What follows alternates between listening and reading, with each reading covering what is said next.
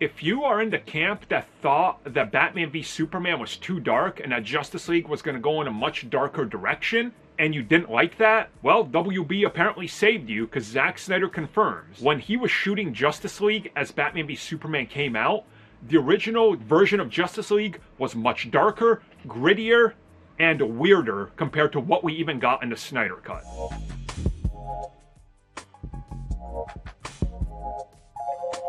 So this came at us directly from Zack Snyder, who recently spoke with the directors of Avengers Infinity War and Endgame, the Russo brothers, and they asked him about some of the ideas for Justice League when it was originally being shot. And he said that it was the backlash to Batman v Superman that ultimately prevented his vision of the film, which he doesn't go into too many details outside of what we already talked about, which was a romance between Batman and Lois Lane. But he said the film was much darker, went into much weirder territory, and had some things that were completely out of the realm of what anybody would have expected in one of these films. But WB saw what he was going for, and due to the overwhelming backlash of Batman v Superman, it underperforming, they got cold feet and told him, remove all this weird stuff, just make a normal film. And this is when the rest of the fallout started to happen and things got a little out of hand, if you will. But this does make a lot of sense. We know Zack Snyder was approaching these films with a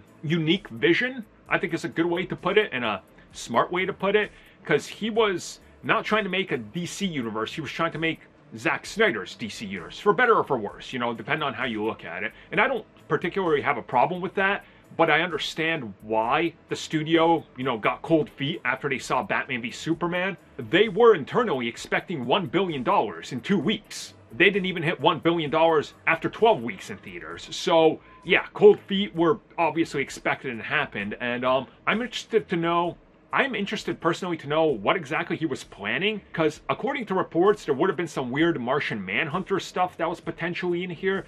There would have been more twists and turns with relationships, and allegedly there was a lot more stuff happening with the Flash that was a little weird. That might make sense in terms of who they had playing the Flash and how they were going to handle that with Ezra Miller. But again, if we ever find out more about this, it'll probably be years from now in some sort of book where Zack Snyder tells all and we all just look at it and go, yeah, that's a little weird, all right.